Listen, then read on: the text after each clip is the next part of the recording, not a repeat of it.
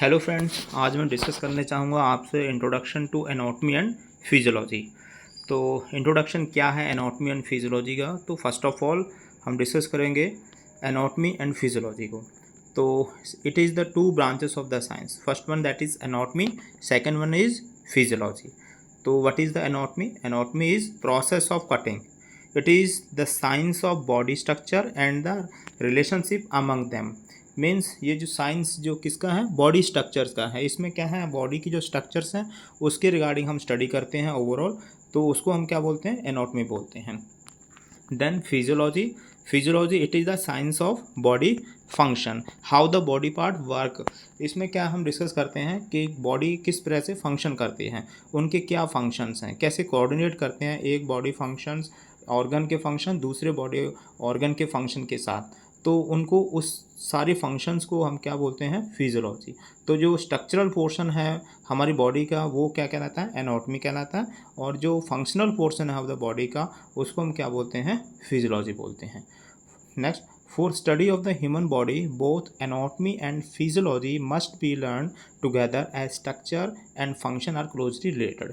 तो हम जब ह्यूमन बॉडी की स्टडी करेंगे तो इसमें हमें क्या है, दोनों चीज़ों को एक साथ स्टडी करना पड़ेगा, जिसमें क्या anatomy and physiology both of together as structure and function are closely related, because structure and function are दोनों आपस में क्लोजली रिलेटेड हैं। क्लोजली रिलेटेड मीन्स दोनों एक, अगर स्ट्रक्चर्स हम डिस्कस करेंगे then we have to discuss about the function also, और if we any organs with discussing about the function then we have to discuss about the structure also. So these both things will go together like the function and structure of the body organ.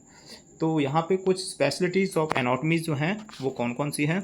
तो next one जो है speciality of the anatomy, first one that is the embryology, second one है developmental biology, third one है cell biology, fourth है histology, fifth है surface anatomy, next है gross anatomy, systemic anatomy, regional anatomy, radiographic anatomy, pathological anatomy. उसके बाद है कुछ specialities of the physiology. तो फिजियोलॉजी पोर्शन में कौन कौन सी स्पेशलिटीज़ हैं? फर्स्ट है जिसमें neurophysiology, endocrinology, cardiovascular physiology, immunology, respiratory physiology, renal physiology and exercise physiology. तो इनके बारे में हम कुछ डिटेल्स में डिस्कस करते हैं। तो अभी फर्स्ट ऑफ ऑल जो हम डिस्कस करेंगे किसका, स्पेशलिटीज़ ऑफ द एनाटॉमी। तो एनाटॉमी के अंदर क्या क्या स्पेशलिटीज़ हैं? तो एनाटॉमी के अंदर जो स्पेशलिटीज़ हैं वो हैं जैसे एम्ब्रियोलॉजी, मैंने अभी बोला। तो एम्ब्रियोलॉजी क्या है, the first 8 week of development after the fertilization of the human egg. तो जैसे ही ह्यूमन एग फर्टिलाइज होता है उसके जस्ट 8 वीक तक का जो टाइम जो है उसको अगर हम स्टडी करेंगे तो उसको क्या कहेंगे, एम्ब्रियोलॉजी बोलते हैं। सेकंड है डेवलपमेंटल बायोलॉजी। डेवलपमेंटल बायोलॉजी के अंदर the complete development of individual from fertilization to the death. किसी और जो लिविंग बॉडीज़ हैं, जो कहाँ इंडिविजुअल कहाँ से फर्टिलाइजेशन से लेके डेथ तक डेवलप होती रहती है, तो उसको अगर हम स्टडी करेंगे तो that is called developmental biology. उसके बाद है सेल बायोलॉजी। सेल बायोलॉजी के अंदर हम डिस्कस करते हैं सेलुलर स्ट्रक्चर एंड फंक्शन। तो सेल के क्या क्या स्ट्रक्चर हैं, क्या फंक्शन है, उसके अंदर क्या क्या ऑर्गेनल्स प्रेजेंट हैं, इस टाइप के अगर स्टडीज़ कर रहे हैं बायोलॉजिकली तो उसको हम क्या बोलते हैं, सेल बायोलॉजी बोलते हैं। उसके बाद है हिस्टोलॉजी। हिस्टोलॉजी के अंदर का microscopically structure of the tissue. तो माइक्रोस्कोपिकली किसी टिश्यूज़ की स्ट्रक्चर्स को अगर हम स्टडीज़ कर रहे हैं तो इसको हम क्या बोलेंगे, हिस्टोलॉजी है। उसके बाद ग्रॉस एनाटॉमी। ग्रॉस एनाटॉमी में क्या था, structure that can B examined without a microscope. तो कोई भी ऐसे स्ट्रक्चर, बॉडी ऑर्गन जो है उसके स्ट्रक्चर्स को अगर हम एग्जामिन कर रहे हैं जिसमें हमें माइक्रोस्कोप की ज़रूरत नहीं है, नेक्ड आई से we can examine the body organ, तो इस टाइप की जो हम जो स्टडीज़ हैं उसको हम क्या बोलते हैं, ग्रॉस एनाटॉमी बोलते हैं। उसके बाद है सिस्टमिक एनाटॉमी। सिस्टमिक एनाटॉमी के अंदर क्या आता है, structure of the specific system of the body such as the nervous system, respiratory system etcetera. तो बॉडी के किसी एक सिस्टम की एनाटॉमिकली अगर हम स्टडी करें, जिसमें क्या ऑर्गन्स को हमें स्टडी करना है एक सिस्टम को, तो उसको हम क्या बोलेंगे, सिस्टमिक एनाटॉमी। जिसमें क्या है, जैसे रेस्पिरेटरी सिस्टम, तो रेस्पिरेटरी सिस्टम में नोज से लेके एल्वोलाइज तक के जितने भी ऑर्गन्स आ रहे हैं उन सभी को अगर हम स्टडी करेंगे, एनाटॉमिकली स्टडी होगा, तो स्ट्रक्चर ऑर्गन की हम स्टडीज़ कर रहे हैं तो उसको हम क्या बोलेंगे, सिस्टमिक एनाटॉमी। उसके बाद आता है रीजनल एनाटॉमी। रीजनल एनाटॉमी के अंदर क्या है, specific region of the body such as the head और चेस्ट। जिसमें क्या है कि उस किसी स्पेसिफिक रीजन में जितने भी बॉडी ऑर्गन प्रेजेंट हैं उन सभी को अगर हम स्टडी करेंगे that is called regional anatomy.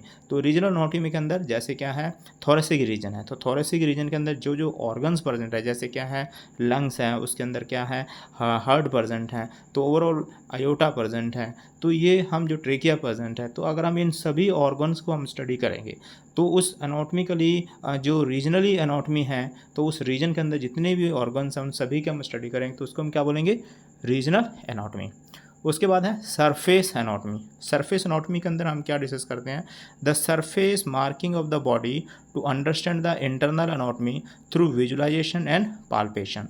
इसमें हम क्या हम किसी बॉडी के ऊपर जो ऊपर लेयर जो स्किन है वहाँ पे भी मेकिंग द मार्जिन, और मार्जिन बना के हम वहाँ हम विजुअलाइजेशन और पाल्पेशन के थ्रू जिसे हम क्या जेंटल टच बोलते हैं उसके थ्रू हम क्या एग्जामिन करते हैं तो उसको हम क्या बोलते हैं सरफेस एनाटॉमी। तो इसमें ऑर्गन्स को एग्जामिन किया जाता है, एक्सटर्नली एग्जामिन करते हैं तो कौन से ऑर्गन को इंटरनल ऑर्गन को थ्रू द विजुअलाइजेशन से या पाल्पेशन करके। जैसे क्या लीवर में इन्फ्लामेशन हो रखी है तो लीवर को अगर हमें एग्जामिन करना है तो पहले फर्स्ट ऑफ ऑल हम लैंडमार्क बनाते हैं कि ये इतनी जगह पे लीवर्स प्रेजेंट है, फिर उसको हम पाल्पेट करते हैं बॉडी सरफेस को, और उसके बाद हम फील करते हैं कि यहाँ से ऑर्गन में कहाँ स्वेलिंग हो रखी है या यहाँ पे क्या है ट्यूमर लाइक फॉर्मेशन कुछ है, तो उस टाइप की हम जब स्टडी कर रहे हैं तो उसको हम क्या बोलते हैं सरफेस एनाटॉमी। उसके बाद है रेडियोग्राफिक एनाटॉमी। रेडियोग्राफिक एनाटॉमी के अंदर क्या है body structure that can be visualize with x-ray.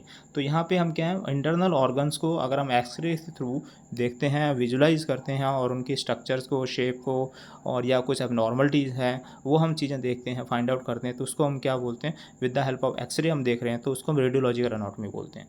तो इस टाइप की स्टडीज़ किसके अंदर आएंगी रेडियोग्राफिक एनाटॉमी।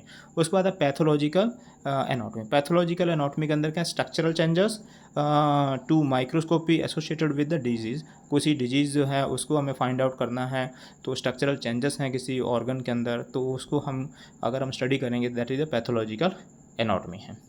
अब मैं जा रहा हूँ डिस्कस करने अबाउट द फिजियोलॉजी। तो फिजियोलॉजी पोर्शन के अंदर जो स्पेशलिटीज़ थी फर्स्ट था उसमें न्यूरोफिजियोलॉजी। तो न्यूरोफिजियोलॉजी के अंदर function properties of the nerve cell. तो function properties of the nerve cell जो है वो किस प्रकार से है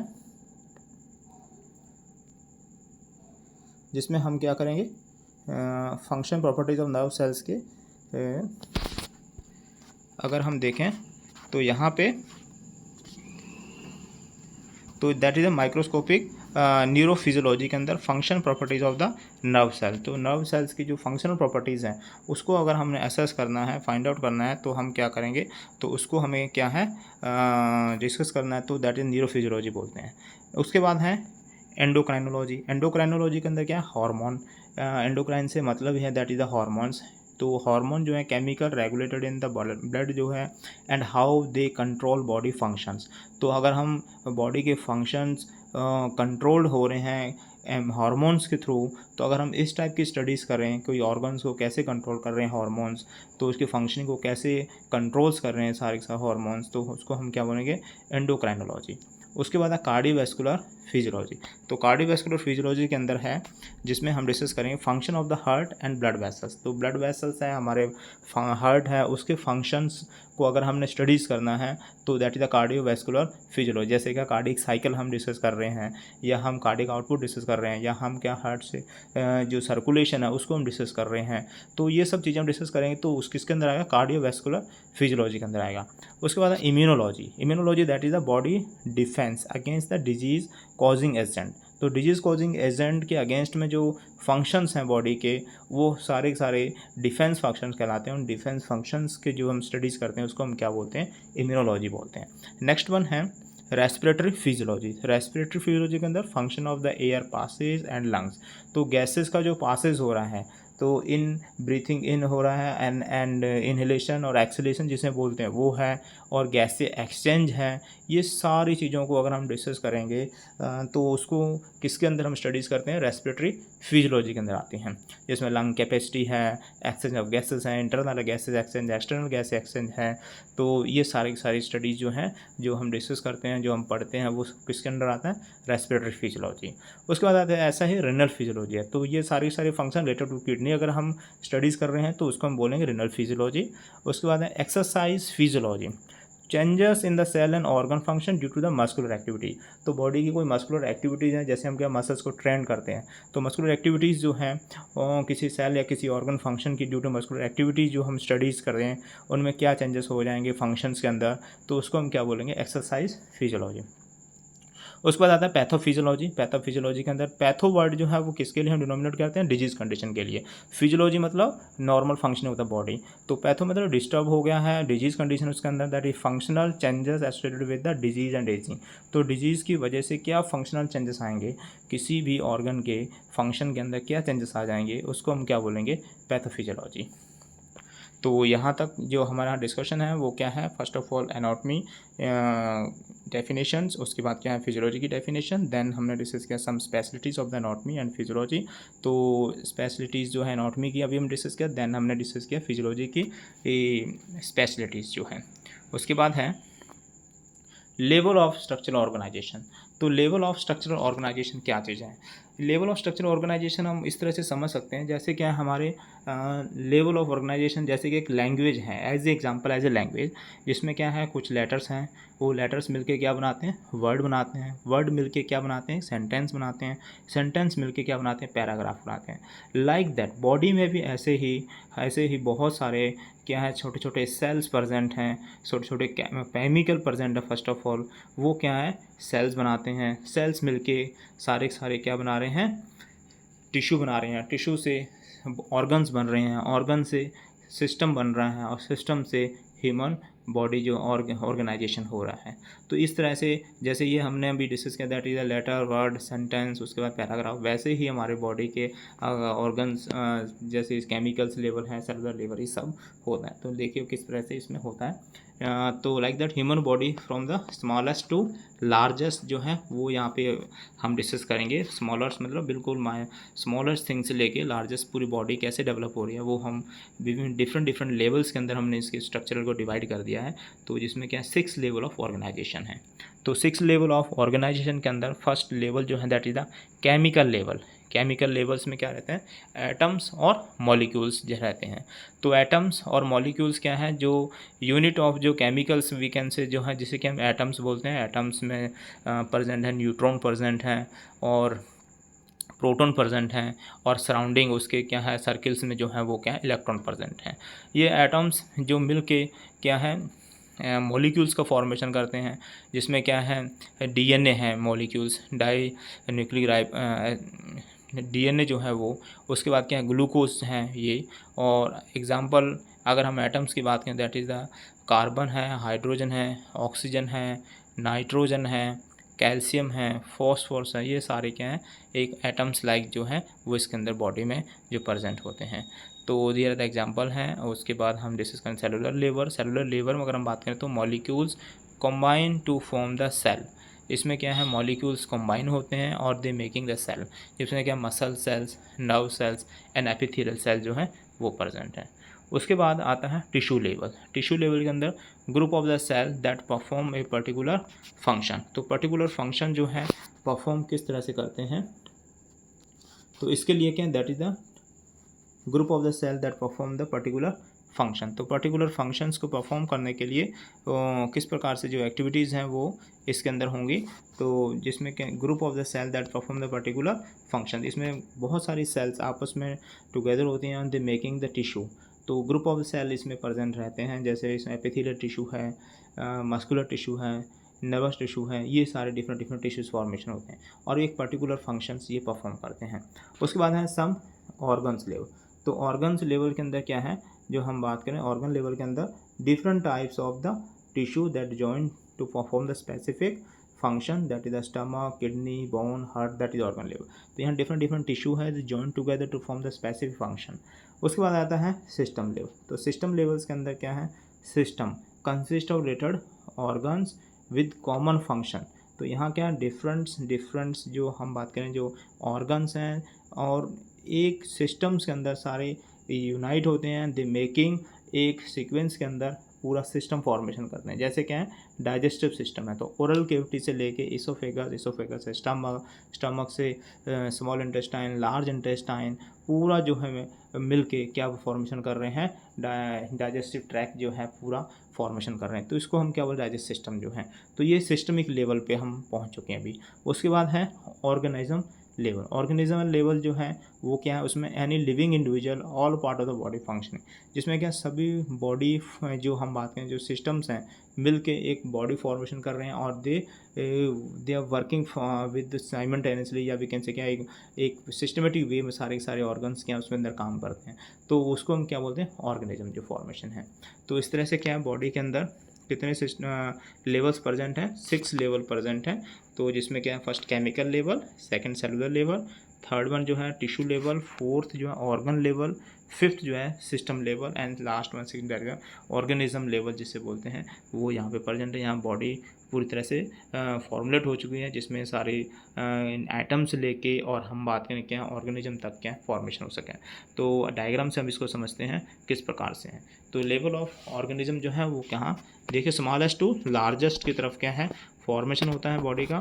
तो first of all that is chemical जो है वो है एटम मॉलिक्यूल जो रहते हैं वो। उसके बाद सेलुलर फॉर्मेशन है।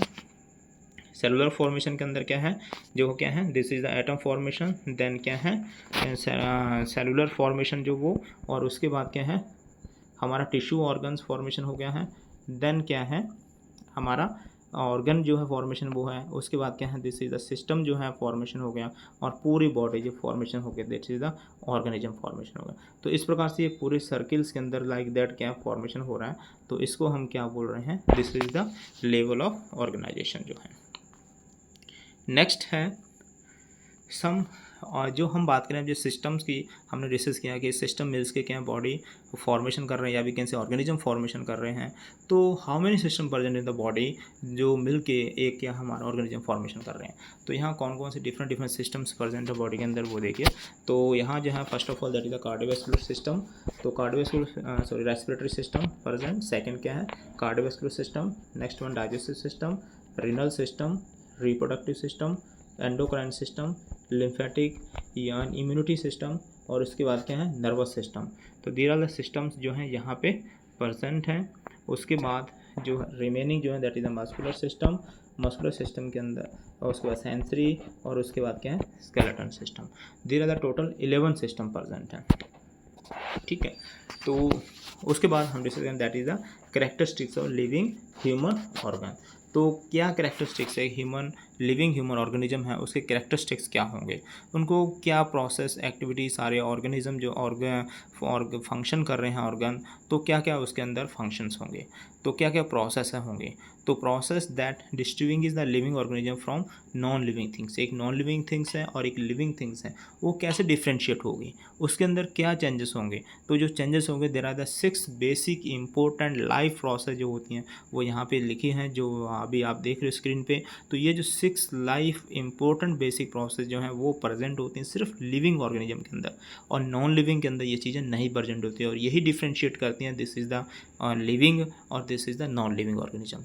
तो there are the 6 living organism is the metabolism, responsiveness, movement, growth, differentiation, and उसके बाद है रिप्रोडक्शन। तो one by one start the discuss about that. तो metabolism that is sum of all chemical process in the body. तो body के अंदर जितनी भी केमिकल एक्टिविटीज़ होती हैं वो सब हम उसको क्या बोलते हैं, मेटाबॉलिज्म बोलते हैं। तो जिसमें क्या है 2 टाइप्स से हम मेनली क्या है मेटाबॉलिज्म के अंदर केमिकल प्रोसेस है। First one that is the catabolism, second क्या anabolism. Catabolism means that is the break down of the complex substance into simpler substance. जैसे क्या है प्रोटीन है, प्रोटीन ब्रेक डाउन हो रहा है, किसके अंदर फॉर्मेशन हो रहा है, अमाइनो एसिड के अंदर कन्वर्ट हो रहा है, तो उसको हम क्या बोलेंगे कैटाबॉलिज्म। उसके बाद आता है एनाबॉलिज्म। एनाबॉलिज्म के अंदर क्या है buildup of complex substance from similar one. तो सिंपलर से अगर कॉम्प्लेक्स सब्सटेंस फॉर्मेशन हो रहा है तो उसको हम क्या बोलेंगे एनाबॉलिज्म है। इसमें क्या है हाइड्रोजन है, वो जैसे वाटर है हाइड्रोजन है, ऑक्सीजन है, मिल के क्या बना रहे हैं H2 फॉर्मेशन कर रहे हैं। तो एनाबॉलिज्म के अंदर क्या है that is making the complex substance, और कैटाबॉलिज्म में they are making the simplest substance. तो there are the difference between the catabolism and anabolism. Next one है रिस्पॉन्सिवनेस। इसमें क्या है, पर्सनस के जो लिविंग पर्सनस हैं उनके अंदर they have the ability to detect and respond to changes. तो बॉडी के अंदर जो एबनॉर्मलिटीज़ हैं, एनवायरनमेंट के अंदर कोई एबनॉर्मलिटी है उसको हम क्या डिटेक्ट कर सकते हैं, और we can give the respond to according to the changes. जैसे क्या decrease in the body temperature level to the nerves impulse, ये हम क्या है लीड टू नर्व इम्पल्स, जो नर्व इम्पल्स के थ्रू क्या है वी कैन फाइंड आउट, पता लग रहा है हमारे बॉडी के अंदर कि बॉडी टेम्परेचर कम हो गया, तो वो हम इसको एबलेट डिटेक्ट कर सकते हैं, दैट इज़ द रिस्पॉन्सिवनेस है। तो कोई भी अगर चेंजेस हो रहा है बॉडी के अंदर वी कैन फाइंड आउट। उसके बाद क्या है मूवमेंट। मूवमेंट के अंदर क्या है, motion of whole body organism cell, example that is the leg muscles movement, blood cell movement. तो यह है कोई भी motion of the whole body, bodies हमारा मूवमेंट कर रही है, ऑर्गन्स मूवमेंट कर रहे हैं, उनको ये किसके अंदर प्रेजेंट है, लिविंग ऑर्गेनिज्म के अंदर। नॉन लिविंग के अंदर ये चीज़ें, ये क्वालिटीज़ नहीं होती हैं। तो मूवमेंट्स प्रेजेंट है। उसके बाद ग्रोथ, तो लिविंग ऑर्गेनिज्म जो है वो क्या ग्रोथ करेगा, increase in body size due to increase in the cell size और नंबर। तो यहाँ ग्रोथ इंक्रीज के अंदर होती हैं, तो इसके हम बोलते हैं growth in the body size due to increase in cell और साइज और नंबर, दोनों तरफ से यहाँ पे ग्रोथ हो सकती है। उसके बाद डिफ्रेंशिएशन। डिफ्रेंशिएशन के अंदर क्या है, development from unspecialized to specialized state, that is differentiation. तो जिसमें क्या है स्टार्टिंग के अंदर क्या है एम्ब्रियो है, वो एम्ब्रियो जो डेवलप हो रहा है उससे एग जो है एम्ब्रियो फॉर्मेशन हुआ, एम्ब्रियो से अडल्ट फॉर्मेशन हुआ, तो सेल्स डिफ्रेंशिएट होते चले गए। स्टेम सेल जैसे एग्जांपल में बात करूँ, जो स्टेम सेल्स हैं उससे क्या है आगे डिफरेंट सेल्स फॉर्मेशन हो रही है, blood formation, different type of cell जैसे आरबीसी है, डब्ल्यूबीसी है, प्लेटलेट्स से फॉर्मेशन हो रहा है, तो दैट इज द डिफ्रेंशिएशन है। तो अनस्पेशलाइज सेल से स्पेशलाइज सेल स्टेट के अंदर आ रही हैं, उसका वो क्या बोलते हैं डिफ्रेंशिएशन। जिसमें क्या है एग्जाम्पल फर्टिलाइज एग है, एग एम्ब्रियो में कन्वर्ट हुआ है, एम्ब्रियो फीटस के अंदर आया, फीटस इन्फेंट फॉर्म हुआ, इन्फेंट से चाइल्ड बना, चाइल्ड से अडल्ट बना, तो दैट डिफ्रेंशिएशन हो रहा है। Different unspecialise cell to convert into specialise states के अंदर, that is called differentiation. Next one क्या है reproduction. Reproduction, that is formation of the new cell for tissue growth or for producing a new individual, that is the reproduction. इसमें क्या है नई sales का formation करना, तो उसको रिप्रोड्यूस करना का, जैसे जिससे री मतलब अगेन प्रोडक्शन मतलब क्या प्रोड्यूस करना, तो अपने जैसे सेल्स जो है अपने जैसे दोबारा से क्या है सेल्स का जनरेशन करना, दैट इज़ कॉल्ड रिप्रोडक्शन। तो formation of new sales tissue growth के लिए और प्रोड्यूसिंग ए न्यू इंडिविजुअल्स के लिए अकस थ्रू आउट द लाइफ, ये कंटिन्यू रहता है, ये इस प्रोसेस चलते रहने वाली है, कंटिन्यू प्रोसेस रहती है, जिसमें क्या है जिसे क्या बोलते हैं रिप्रोडक्शन बोलते हैं हम, ठीक है। तो यहाँ तक रिप्रोडक्शन स्टेज है, ठीक। नेक्स्ट है इसके अंदर होम्योस्टेसिस। तो व्हाट इज़ द होम्योस्टेसिस, ये सब अभी जो टर्मिनोलॉजी हम डिस्कस कर रहे हैं, जो हम पढ़ रहे हैं, ये छोटे छोटे टॉपिक्स, ये सारे क्या है फर्स्ट यूनिट के अंदर जो आते हैं आपके वो हैं, जिसमें क्या होम्योस्टेसिस क्या चीज़ है, होम्यो वर्ड है सेमनेस, स्टेसिस में स्टैंडिंग स्टिल्स, तो एक इक्विलिब्रियम जो है फॉर्मेशन रहता है बॉडी का, उसको हम क्या बोलते हैं होम्योस्टेसिस। जिसमें क्या it is the condition of equilibrium balance in the internal environment due to constant interaction of the body regulatory process. तो यहाँ क्या है बॉडी की जो रेगुलेटरी प्रोसेस है इंटरनल बॉडी के अंदर जो प्रेजेंट है, इनर जो इक्विलिब्रियम बैलेंस करने का काम कर रहा है, वो जो है condition that is called equilibriums. जैसे कि it is the condition of equilibrium in the internal environment due to constant interaction of the body regulatory process. Next one, homeostasis maintain the stable internal environment despite the external changes. तो homeostasis maintain रहता है, stable रहता है internal environment को, वो even भी external environment से कितने भी चेंजेस आएँ, कुछ स्टिमुलाई जिस तरह से हो कि वो उनको चेंजेस होना पड़े, बट क्या है बॉडी नॉर्मल अपना बैलेंस द्वारा से फॉर्मेशन कर रहे थे, उसको हम क्या बोलते हैं होम्योस्टेसिस है। Homeostasis and body fluids. Homeostasis and body fluid में maintain volumes and composition of the body fluid, जिसमें क्या है dilute watery solutions with dissolve chemical inside around the cells present जो है वो है, दैट इज़ वो, जिसमें क्या है इंट्रासेलुलर फ्लूइड्स हैं, एक्स्ट्रा सेलुलर फ्लूइड्स जो प्रेजेंट और इंटरस्टिशियल फ्लूइड्स हैं। तो intracellular fluid that present inside the cell, extra cellular fluid जो प्रेजेंट आउटसाइड द सेल, और interstitial fluid that present in between the cells और वेरी नैरो स्पेसेस के अंदर present है, that is called interstitial fluid. और these जो outsiders overall जो fluids हैं नेम जो है that is the plasma, that lymph, cerebrospinal fluid, synovial fluid, aqueous, हमर, विट्रस बॉडी, ये सारे फ्लूइड कैसे हैं कैसे हैं ये सारे फ्लूइड्स, ये सारे फ्लूइड हैं एक्स्ट्रा सेलुलर फ्लूइड, ये डालता है एक्स्ट्रा सेलुलर फ्लूइड जो है वो यहाँ पे प्रेजेंट है ये सब। उसके बाद है कंट्रोल ऑफ होम्योस्टेसिस। तो होम्योस्टेसिस को कंट्रोल किस प्रकार से है, दैट एक्सटर्नल इन्वायरमेंट से होम्योस्टेसिस हो सकता है, जिसमें क्या फिजिकल स्टिमुलाइज हैं वो होम्योस्टेसिस को डिस्टर्ब कर सकता है। इंटरनल इन्वायरमेंट से भी, जैसे कि स्ट्रेस है या साइकोलॉजी है, ये भी क्या कर सकते हैं, डिस्टर्ब कर सकते हैं हमारे होम्योस्टेसिस को। तो किस प्रकार से हमें अपना होम्योस्टेसिस को मेंटेन रखना है वो यहाँ, तो they have the systemic involve, two type से हम क्या इसमें इन्वॉल्व से हम जो बॉडी को होम्योस्टेसिस को बॉडी होम्योस्टेसिस को मेंटेन करने का काम करती है वो है टू टाइप से। एक फर्स्ट में that is nervous system. Nervous system में क्या रैपिड चेंजेस सडन बहुत फास्ट जो है वो बॉडी अपना बैलेंस बना लेते हैं, तो that is the nervous system. जो इसके अंदर एक्शन पोटेंशियल एक्टिविटीज़ होती हैं जिस वो बहुत फास्ट होती हैं, वो क्या है बॉडी का नॉर्मल कर देती हैं पूरी ओवरऑल फंक्शंस को, ठीक है, बैलेंस होम्योस्टेसिस मेंटेन करने का काम कर रहे हैं। दूसरा जो है एंडोक्राइन सिस्टम है, वो हार्मोन लेवल है, हार्मोन्स भी कंट्रोल करते हैं इनर इन्वायरमेंट्स को, द मेकिंग द बैलेंस या होम्योस्टेसिस वी कैन से। तो that is the slower changes है, ये थोड़ा स्लोअर चेंजेस रहता है। तो बॉडी के अंदर क्या है फीडबैक सिस्टम है। होम्योस्टेसिस जैसे कि अब नॉर्मलिटी जैसे ही हुई है उसमें बॉडी रिस्पॉन्स देती है और होम्योस्टेसिस को मेंटेन करती है। तो उस होम्योस्टेसिस जो मेंटेन करती है और उस जो रिस्पॉन्स देती है उसको हम क्या बोलते हैं, फीडबैक सिस्टम बोलते हैं। तो body regulate the internal environment by the feedback system. तो रेगुलेट करती है हमारे इंटरनल इन्वायरमेंट को किसके थ्रू, द रेगुलेटरी सिस्टम के थ्रू, फीडबैक सिस्टम के थ्रू। तो that is the feedback system cycle of event where the body condition is monitored, evaluate, changed and reevaluate. तो यहाँ पे बॉडी फीडबैक सिस्टम क्या है, एक साइकिल ऑफ इवेंट्स चलते हैं जिसमें क्या बॉडी कंडीशंस को मॉनिटर किया जाता है, इवेलुएट किया जाता है, चेंजेस जो है वो फाइंड आउट करके एंड रीवैल्यूएट किया जाता है, चेंजेस किए जाते हैं एंड रीवैल्यूएट किया जाता है कि सही हो गया या नहीं हुआ है, होम्योस्टेसिस मेंटेन हो गया नहीं हो गया। तो मॉनिटर्ड वेरिएबल्स जो हैं, हम जो किसी कौन कौन से वेरिएबल्स को मॉनिटर कर सकते हैं, जैसे body temperature we can monitor कर सकते हैं, blood pressures we can monitor कर सकते हैं, 120/80 जो नॉर्मल ब्लड प्रेशर है उससे अप है डाउन है वो हम मॉनिटर कर सकते हैं।